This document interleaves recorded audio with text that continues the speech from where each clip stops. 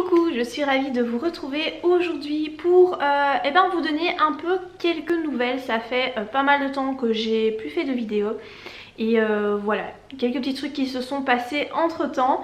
Donc je me suis dit que j'allais peut-être tout doucement reprendre un peu des petites vidéos comme ça où je vous explique ce qui se passe pour le moment point de vue lecture, écriture et compagnie. Alors déjà la première nouvelle c'est que j'ai reçu enfin mes exemplaires papier de mon roman Dans l'ombre de Narcisse. Donc il est sorti en format papier fin juin je crois. Et là je les ai reçus début septembre. Je pense que c'est début septembre. Donc je suis trop contente de l'avoir enfin entre les mains. Je trouve qu'il est, joli. Après voilà, le fait que la couverture soit mauve comme ça, je crois que c'était un mauvais choix de la maison d'édition parce que je pense que ma couverture n'est pas assez vendeuse pour ce roman.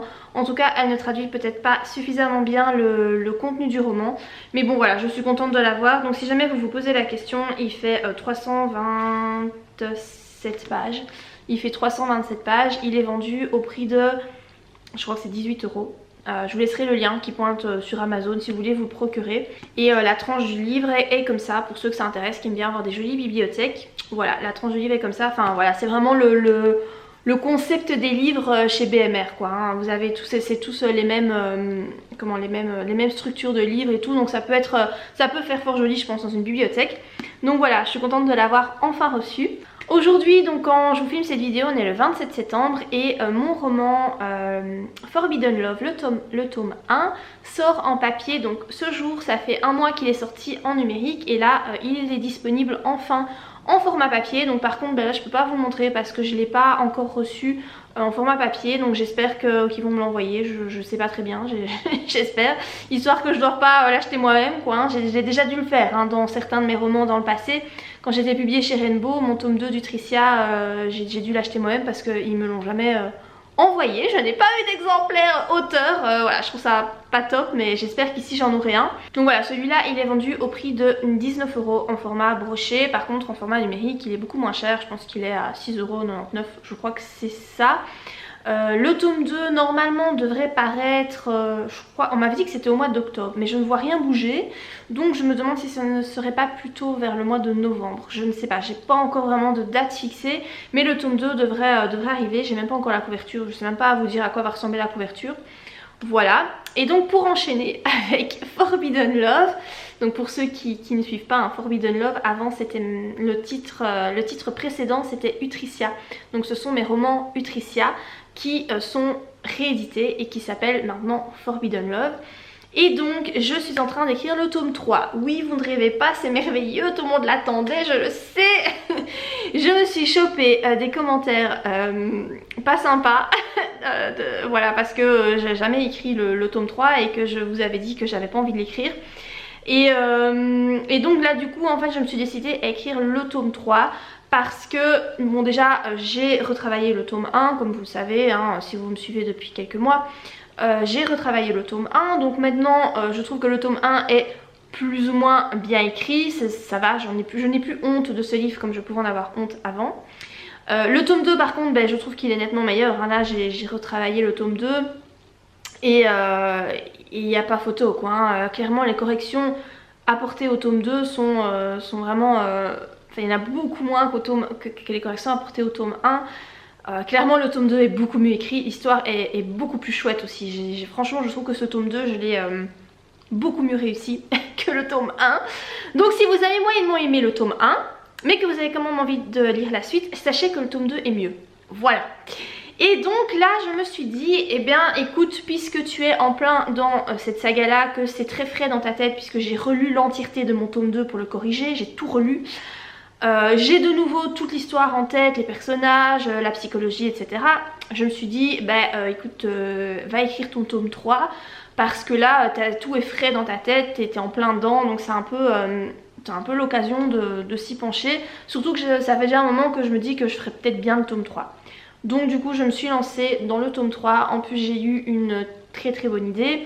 Alors le tome 3, pour tout vous dire, le début était déjà écrit. Le début a été écrit à la fin du tome 2. Donc en fait si vous voulez, quand j'ai écrit le tome 2 je ne savais pas où j'allais arrêter l'histoire Et donc j'ai écrit encore toute une partie, j'ai encore écrit plusieurs chapitres. Et finalement je me suis rendu compte que ce tome n'allait jamais terminer. Que ça allait être beaucoup trop long et donc j'ai décidé de le scinder, de l'arrêter en fait là où je l'ai arrêté. Je vais pas vous spoiler l'histoire parce que sinon il n'y a plus d'intérêt, mais là où je l'ai scindé à la base en fait ça continuait dans ce que j'ai écrit. Du coup les chapitres que j'avais écrits, je les ai mis de côté pour le tome 3. Donc j'ai déjà une partie du tome 3, mais quand je dis une partie c'est pas grand chose, hein. J'ai je sais pas, 20 pages à 4 d'écrites, c'est vraiment pas grand chose. Et là en fait j'ai eu une espèce d'inspiration qui m'est venue comme ça, tu sais pas de où, c'est... voilà, tu sais, t'as un éclair de génie comme ça qui te traverse la tronche, tu es en train de faire autre chose et puis tout d'un coup ça te vient comme ça à l'esprit, tu te dis eh ben ouais, pourquoi je ferais pas, pourquoi j'écrirais pas ça en fait. Du coup j'ai eu l'idée donc de écrire les origines des Wyrung. Donc en fait là mon tome 3 il va commencer avec les origines des Wyrung. Donc voilà, j'ai vraiment... En fait quand j'ai commencé à pondre cet univers là, hein, qui m'est venu de je ne sais toujours pas où, mais que ça m'est venu de quelque part, les origines, je me suis pas vraiment tracassée des origines. Je voulais écrire mon histoire d'amour entre Alex et Eléa, c'était ça qui m'intéressait, avec toute la sphère science-fiction qui était autour. Et je me suis pas tracassée des origines, voilà, parce qu'il fallait bien donner une petite explication au moment de l'histoire. Je suis restée assez floue en disant qu'on ne savait pas très bien comment ils étaient apparus, etc. Et là en fait j'ai eu envie de me pencher sur justement ces origines et de trouver une explication à ces origines. Et j'ai eu une idée. Alors je vous avoue que j'ai eu plusieurs inspirations et en fait c'est comique parce que j'ai lu ce livre, donc le livre qui m'a inspirée, il y a quand même longtemps, hein, je crois qu'il y a bien un an. C'était un livre de Bernard Werber, ça s'appelait La boîte de Pandore, je pense que c'était celui-là. Je vous en ai parlé dans une vidéo, j'essaierai de vous retrouver le lien de la vidéo, je vous mettrai le lien ici quelque part. Il y a un élément en fait dans ce roman qui... Je sais pas pourquoi, c'est pas que j'ai aimé forcément le roman parce que je suis pas très sensible à la plume de Bernard Werber, mais ces romans en fait me restent en tête, je sais pas pourquoi, ils me percutent. C'est comme si ça me percutait l'âme, je sais pas comment l'expliquer, je pense que ça résonne en moi et que je veux pas me l'avouer ou j'en sais trop rien. Mais du coup en fait il y a un élément dans ce roman là qui m'est revenu en tête et je me suis dit ah ouais mais en fait je devrais m'inspirer de ça pour en faire ça. Voilà, je vous en dis pas plus. Mais du coup effectivement le roman commence, le chapitre 1 en tout cas, commencera avec une découverte scientifique qui a lieu en 1943 pendant la Deuxième Guerre mondiale en Sibérie. Cette découverte sera à l'origine des Wyrung et voilà, du coup je te ponds en fait l'histoire comme ça. Et un autre petit défi que je me suis lancé, c'est que j'écris à la troisième personne du singulier et d'un point de vue externe. Donc moi j'écris toujours en je et du point de vue interne. Tous mes romans sont écrits comme ça, je n'ai jamais écrit autrement. Et là voilà, j'écris à la troisième personne du singulier du point de vue externe. J'écris toujours au présent par contre, hein, parce que écrire au passé c'est pas du tout mon kiff. Donc voilà, j'écris toujours au présent. Alors ce que je compte faire en fait c'est que voilà, donc il y aura plusieurs parties dans le roman. En fait je sais pas très bien comment je vais... Je me tâtonne encore en fait. Soit je fais partie 1 avec les origines et puis on va bifurquer sur l'histoire avec Eléa et Alex, donc la continuité du tome 2. Ou alors je fais un chapitre, enfin je mélange en fait les chapitres. Donc là je suis au chapitre 3, j'ai déjà écrit 3 chapitres, enfin je suis en train d'écrire le 3e. On est toujours donc dans ses origines, donc en 1943, avec ce qui se passe. Et en fait il y a un parallèle là que je pourrais faire avec ce qui va se passer pour Eléa. Et je me demande si je ne vais pas stopper donc le passé à cet endroit là, bifurquer avec le chapitre dans le présent avec Eléa et puis repasser dans le passé et tu vois faire des switches comme ça entre 1943 et 1944 et la période actuelle. Je me demande si je ne vais pas faire comme ça.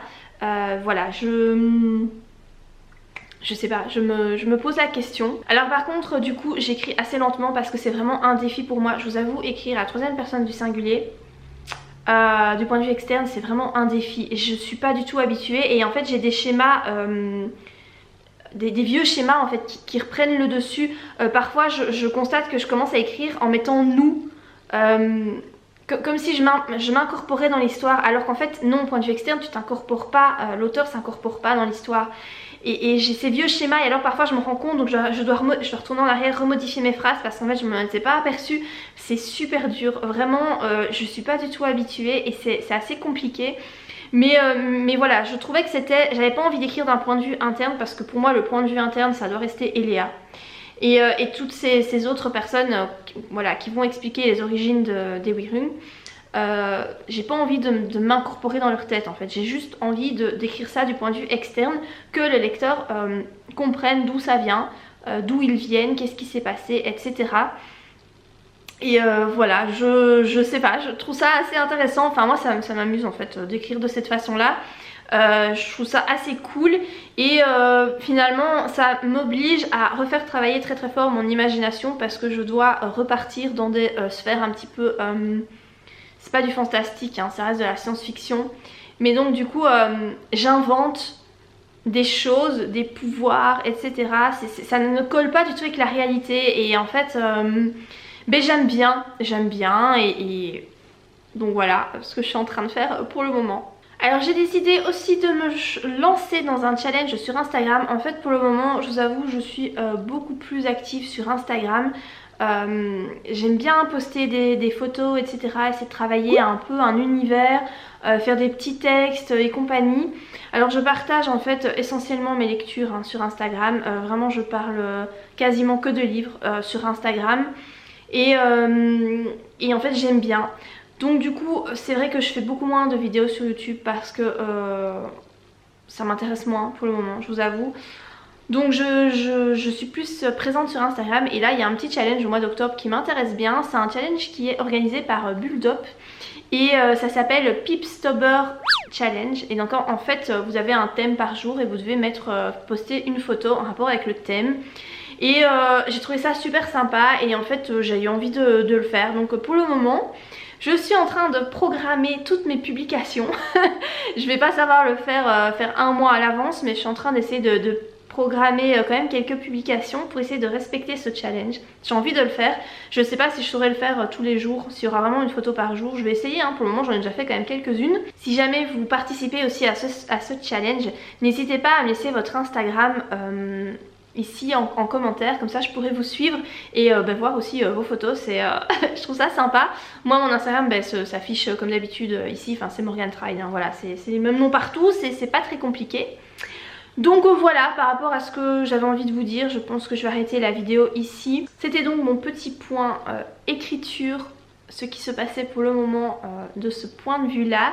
J'espère que la vidéo vous aura plu. Si c'est le cas, n'hésitez pas à la liker, n'hésitez pas à vous abonner à ma chaîne si ce n'est pas encore fait. Et moi je vous dis à très bientôt pour de prochaines vidéos. Bye!